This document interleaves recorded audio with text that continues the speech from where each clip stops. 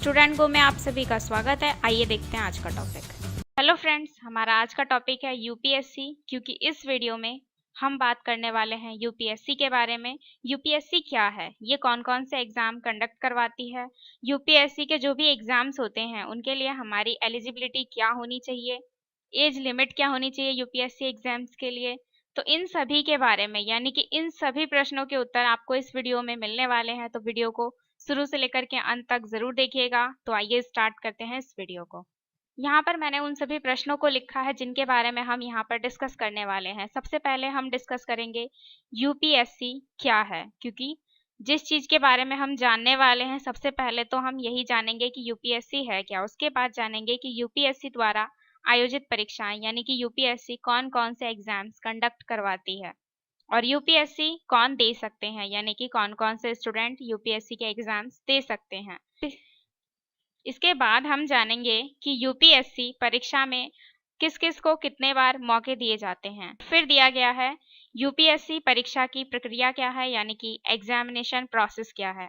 और फिर हम जानेंगे कि यूपीएससी की तैयारी कैसे करते हैं और इसे कर लेने के बाद हमें क्या क्या जॉब मिलती है। तो आगे तक देखिए इस वीडियो को और जानिए यूपीएससी क्या है। सबसे पहले हमने यहाँ पर हेडिंग लिखा है यूपीएससी क्या है। यहाँ पर आज हम बात करने वाले हैं यूपीएससी के बारे में और साथ में हम पीएससी के बारे में भी जरूर बात करेंगे। शायद आपने पहले पीएससी ना सुना हो, लेकिन अगर हम यूपीएससी के बारे में बात कर रहे हैं तो सबसे पहले पीएससी के बारे में जान लेना जरूरी है। पीएससी क्या होता है, इसका फुल फॉर्म मैंने लिख दिया है और यूपीएससी का ही फुल फॉर्म लिख दिया है। तो देखिए यहाँ पर मैं आपको बताती हूँ कि यूपीएससी के बारे में जानने से पहले हमें ये जान लेना बहुत ज्यादा जरूरी होता है कि पीएससी है क्या। तो पीएससी का मतलब होता है पब्लिक सर्विस कमीशन, और इसे अगर हिंदी में कहें तो लोक सेवा आयोग। और ये सरकार की एक ऐसी संस्था है जिसके द्वारा ग्रुप ए और ग्रुप बी, यानी कि जो प्रथम श्रेणी होती है और दूसरी श्रेणी, दोनों श्रेणी के अधिकारियों का चयन इसी संस्था के द्वारा किया जाता है। और इस संस्था की स्थापना कब हुई थी, तो इसकी स्थापना हुई थी 1 अक्टूबर 1926 ईस्वी में। तो इसकी स्थापना तो हुई थी 1 अक्टूबर 1926 को, यानी कि आज़ादी से पहले इसकी स्थापना हो गई थी। उसके बाद यानी कि आज़ादी के बाद सन 1950 में लोक सेवा आयोग में, यानी कि पीएससी में कुछ बदलाव किए गए, कुछ चेंजेस लाए गए। पीएससी के जितने भी अधिकार थे उन अधिकारों में विस्तार करके इसे यूपीएससी का नाम दे दिया गया। यूपीएससी को हम हिंदी में कहेंगे संघ लोक सेवा आयोग, यूनियन पब्लिक सर्विस कमीशन, यानी कि पीएससी ही बाद में यूपीएससी बन गया। पहले इसे पीएससी के नाम से जाना जाता था। 1 अक्टूबर 1926 में इसकी स्थापना हुई थी और 26 अक्टूबर 1950 को इसके अधिकारों में विस्तार करके पीएससी का नाम यूपीएससी रख दिया गया। यूपीएससी का सबसे मेन काम ये होता है कि प्रथम श्रेणी के अधिकारियों और द्वितीय श्रेणियों के अधिकारी का वो चयन करे या फिर सिविल सेवकों का भी चयन करे। तो यूपीएससी के माध्यम से ही देश में आईएएस, आईपीएस और इसके अलावा अन्य जो भी ग्रेड होते हैं, ए ग्रेड और बी ग्रेड के अधिकारियों की भर्ती की जाती है। तो उन सभी की भर्ती यूपीएससी के द्वारा ही की जाती है। तो यूपीएससी भारत की एक केंद्रीय संस्था है, संघ लोक सेवा आयोग। इसके बाद अब हम जानते हैं यूपीएससी द्वारा आयोजित परीक्षाएं, यानी कि जो यूपीएससी संस्था है ये कौन कौन से एग्जाम कंडक्ट करवाती है। तो यहाँ पर मैंने एग्जाम के नाम भी लिख दिए हैं, शॉर्ट फॉर्म में उन्हें क्या कहते हैं और फुल फॉर्म में क्या कहते हैं, हमने उन सभी के बारे में यहाँ पर बात किया है। संघ लोक सेवा आयोग भारत की केंद्रीय संस्था है। ये संस्था सिविल परीक्षा आईएएस, आईएफएस, एनडीए, सीडीएस और सीएसआरए जैसे लगभग 24 पदों के लिए परीक्षा का आयोजन करवाता है। और ये भारतीय और केंद्रीय समूह के जो ग्रेड ए और ग्रेड बी के कर्मचारी होते हैं उनकी भी परीक्षाओं का जिम्मेदार एजेंसी है। तो यहाँ पर मैंने कुछ एग्जाम्स के नाम भी लिख दिए हैं, जैसा कि आप देख सकते हैं। सीएसई सिविल सर्विस एग्जाम, फिर है स्पेशल क्लास रेलवे प्रशिक्षु जिसे कहते हैं CSRA, engineering services examination ESE, combined defence service exam CDSE, national defence exam NDA, Indian forest service IFS, Indian administrative service IAS. इन सभी एग्जाम में से आपको वो एग्जाम चुनना होता है। आप कौन सा एग्जाम देंगे ये आपके ऊपर डिपेंड करता है कि आप आगे बनना क्या चाहते हैं। उस हिसाब से आपको इनमें से एग्जाम कोई भी देना होता है। तो ये तो हो गया कि यूपीएससी कौन कौन से एग्जाम करवाती है। इसके बाद अब हम जानते हैं कि यूपीएससी के जो एग्जाम्स होते हैं वो कौन से स्टूडेंट दे सकते हैं। तो मैंने यहाँ पर लिख भी दिया है और मैं आपको बता भी देती हूँ कि कौन कौन से स्टूडेंट दे सकते हैं। अगर बात करें शैक्षणिक योग्यता की यानी कि पढ़ाई के बारे में, तो ऐसे छात्र जो अपना ग्रेजुएशन पूरा कर चुके हैं वो यूपीएससी के एग्जाम दे सकते हैं। और ऐसे स्टूडेंट जो ग्रेजुएशन के अंतिम वर्ष में है या फिर लास्ट सेमेस्टर में है तो वो भी यूपीएससी के एग्जाम्स दे सकते हैं। और बात करें अगर एज की, तो उम्र सीमा में दिया गया है कि यूपीएससी देने के लिए जो सामान्य वर्ग के लोग होते हैं, सामान्य वर्ग के उम्मीदवारों हेतु न्यूनतम वर्ष 21 होता है, यानी कि कम से कम 21 वर्ष और ज्यादा से ज्यादा 32 वर्ष। 32 वर्ष के बाद वो एग्जाम्स नहीं दे सकते हैं। उसके बाद दूसरे नंबर पे बात करते हैं एससी एसटी वालों के लिए। तो एससी एसटी उम्मीदवारों को उम्र सीमा में 5 वर्ष की छूट दी जाती है, यानी कि जो एससी एसटी वाले लोग हैं ये 37 वर्ष तक एग्जाम दे सकते हैं। और इसके बाद जो और भी पिछड़े हुए वर्ग होते हैं उन सभी के बारे में बात करते हैं। तो अन्य पिछड़े वर्ग के छात्रों को 3 वर्ष यानी कि 3 साल की उम्र सीमा में छूट दी जाती है, यानी कि ये लोग 35 वर्ष तक यानी कि 35 की एज तक यूपीएससी का कोई सा भी एग्जाम दे सकते हैं। तो ये तो हो गया कि एज क्या होनी चाहिए एग्जाम देने के लिए और क्वालिफिकेशन क्या होनी चाहिए यूपीएससी एग्जाम देने के लिए। तो इसके बाद अब हम जानते हैं कि इसमें परीक्षा के मौके कितने होते हैं। तो यहाँ परीक्षा के मौके भी श्रेणी के आधार पर बटे हुए हैं, जैसे कि अगर कोई जनरल कैटेगरी का है, सामान्य श्रेणी में आता है, तो उसको 6 चांस मिलते हैं यूपीएससी एग्जाम में बैठने के, 6 चांस उन्हें दिए जाते हैं। उसके बाद अब बात करते हैं ओबीसी कैटेगरी के लोगों के लिए। तो ओबीसी के जो भी कैटेगरी के लोग हैं उन्हें 9 चांस मिलते हैं, पूरे 9 चांस। और जो अन्य कैटेगरी के लोग हैं, जो पिछड़े वर्ग के लोग हैं, उनके लिए असीमित है चांसेस, यानी कि अनलिमिटेड है, वो जितनी बार चाहें उतनी बार एग्जाम दे सकते हैं। लेकिन ये 35 वर्ष की एज तक जितनी बार चाहे उतनी बार एग्जाम दे सकते हैं, 35 वर्ष के बाद नहीं दे सकते हैं। तो ये हो गई इसके परीक्षा में मौके, यानी कि परीक्षा में कितनी बार चांसेस मिलता है अटेम्प्ट करने का। इसके बाद अब बात करते हैं यूपीएससी परीक्षा की प्रक्रिया। यहाँ पर आपको थोड़ा सा समझना जरूरी है, यहाँ पर थोड़ा ध्यान दीजिएगा। यूपीएससी की परीक्षा की प्रक्रिया क्या है, यानी कि एग्जाम प्रोसेस क्या है।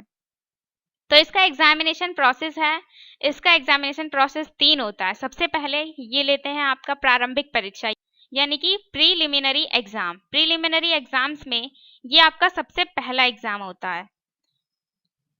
इसके बाद जो दूसरा एग्जाम आता है ये है मुख्य परीक्षा, यानी कि मेन एग्जाम। और जो तीसरा एग्जाम होता है इसमें आपका इंटरव्यू लिया जाता है। तो ये दोनों तो आपका रिटन एग्जाम हो गया, लेकिन जो ये थर्ड है इसमें आपका इंटरव्यू लिया जाता है। तो अब गहराई से बात करते हैं हम पहले एग्जाम्स के बारे में, जो कि प्रारंभिक एग्जाम जो है, प्रीलिमिनरी एग्जाम्स, इसके बारे में। जो ये एग्जाम है प्रारंभिक परीक्षा, प्रीलिमिनरी एग्जाम, ये परीक्षा जून और जुलाई के महीने में ही कराई जाती है, लगभग जून जुलाई के महीने में होती है। परीक्षा के इस चरण में हमें 2 पेपर देने होते हैं, जिनमें पहला है सामान्य अध्ययन यानी कि जनरल स्टडीज, जो कि प्रथम प्रश्न पत्र के रूप में आता है। और जो दूसरा पेपर होता है वो होता है सिविल सर्विसेज एप्टीट्यूड टेस्ट, इसे इंग्लिश में भी सिविल सर्विसेज एप्टीट्यूड टेस्ट ही कहते हैं, जिसमें प्रत्येक पेपर आपको 200 अंक का होता है, यानी कि 200 मार्क्स का होगा। और सभी प्रश्न, जितने भी क्वेश्चन होते हैं, सभी ऑब्जेक्टिव टाइप के होते हैं, जिसमें आपको सिर्फ और सिर्फ टिक करना होता है, लिखना कुछ नहीं होता।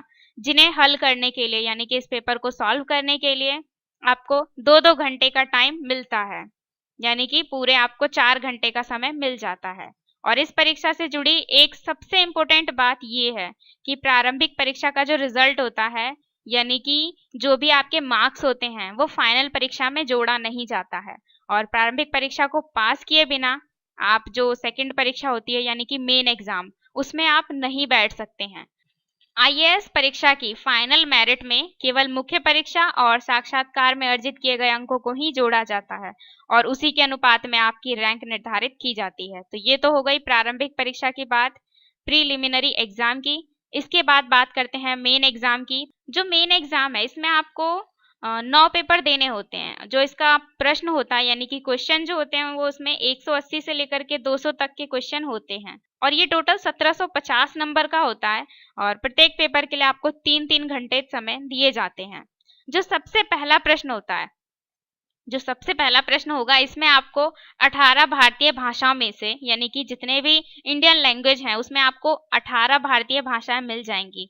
18 इंडियन लैंग्वेज दिए होंगे, उनमें से आपको किसी एक भाषा का चयन करना होता है, यानी कि किसी एक भाषा को चुनना होगा और उसी के आधार पर आपको पेपर देना होगा। और ये पेपर पूरे 300 अंक का होता है, जिसमें 20 से 25 प्रश्न होते हैं। और ध्यान रहे, इस पेपर में जो भी आपको मार्क्स मिलेगा वो आपके फाइनल रिजल्ट में नहीं जोड़ा जाएगा। इसके बाद जो दूसरा पेपर है, ये पेपर होता है आपका अंग्रेजी भाषा का। पहला तो आपका चॉइस भाषा था, यानी कि आप जोन सा भी भाषा लेना चाहे वो ले सकते थे, लेकिन अब जो दूसरा प्रश्न है इसमें आपको डायरेक्ट इंग्लिश भाषा का ही एग्जाम देना होता है और ये भी पूरे 300 नंबर का होता है और इस पेपर के अंक भी फाइनल रिजल्ट में नहीं जोड़े जाते हैं। तीसरा प्रश्न पत्र हमारा होता है एस्से राइटिंग का, यानी कि निबंध लेखन का। इसमें आपको निबंध लिखना होता है। ये 2 पार्ट्स में होते हैं, यानी कि 2 पार्ट दिए होते हैं। इसमें दोनों पार्ट से आपको कोई एक एक निबंध लिखना होता है और ये पेपर आपको 250 अंकों का होता है। इस पेपर के अंक अंतिम परिणाम में जोड़े जाते हैं। तीसरे प्रश्न पत्र के बाद अब हम बात करते हैं चौथा, पांचवा, छठा और सातवां, इन सभी क्वेश्चन पेपर के बारे में। तो ये जितने भी पेपर होते हैं इनमें आपको 250 नंबर का पेपर मिलता है और ये सभी पेपर आपके सामाजिक, आर्थिक और भी जो मुद्दे होते हैं उनकी समझ की परीक्षा के मकसद से लिए जाते हैं, जिसमें अलग अलग मुद्दों पर और अलग अलग परिस्थितियों में आपकी सूझबूझ व जानकारी की परख की जाती है। इसके बाद जो 8वां और 9वां पेपर होता है, ये दोनों पेपर्स वैकल्पिक विषय होते हैं, यानी कि ऑप्शनल पेपर होते हैं जिन्हें आप अपनी इंटरेस्ट के हिसाब से चुन सकते हैं। तो इन दोनों पेपर में आपको एक पेपर पे 250 नंबर मिलते हैं, यानी कि दोनों पेपर आपका टोटल 500 नंबर का होता है और इन दोनों पेपर के अंक जो होते हैं वो फाइनल रिजल्ट में जुड़ते हैं। तो आप चाहे तो इन दोनों पेपर में काफी अच्छे मार्क्स ला सकते हैं। क्योंकि ये ऑप्शनल पेपर होता है तो इसमें आप उस विषय को चुनिएगा जिसमें आपका इंटरेस्ट हो और जो आपको काफी अच्छे से आता हो। और सबसे लास्ट में आता है इंटरव्यू। जब आप इन दोनों परीक्षाओं में पास हो जाते हैं तब आता है आपका इंटरव्यू। ये होता है फरवरी से अप्रैल के महीने के बीच में। और जैसा कि मैंने आपको ये नहीं बताया कि मुख्य परीक्षा कब होती है, तो मेन एग्जाम जो होता है ये नवंबर या दिसंबर के टाइम पे होता है और जो इंटरव्यू है ये अप्रैल और मार्च के महीने में ही होता है।